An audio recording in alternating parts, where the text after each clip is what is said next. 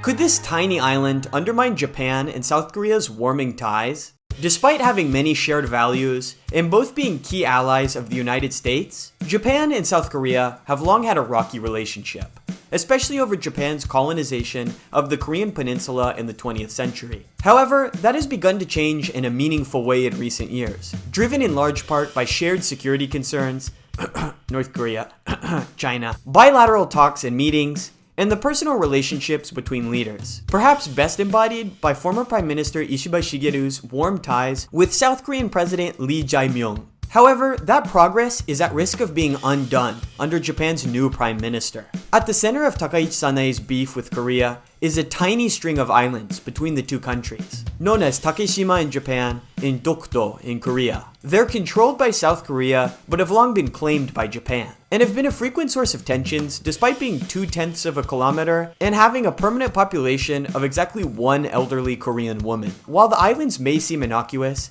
they're a hot-button issue that ignites the passions of many in both South Korea and Japan. Before becoming PM, Takaichi ignited controversy during the recent LDP leadership campaign by saying that a government minister should attend the yearly rally in support of Japan's claim. And while she sought friendly ties with South Korea since becoming Japan's leader, a string of Takeshima-related controversies have followed, including comments by a minister in her government asserting Japan's claim, a new museum exhibit in Tokyo that brought attention to the issue, and an incident where Korean Air Force planes were not allowed to refuel in Okinawa after it was revealed that they had recently flown near the islands. While none of these incidents amount to a crisis, they could undermine unity at a time of heightened tensions between Japan and China over another island, and risk undoing the decades of progress Japan and South Korea have made since World War II.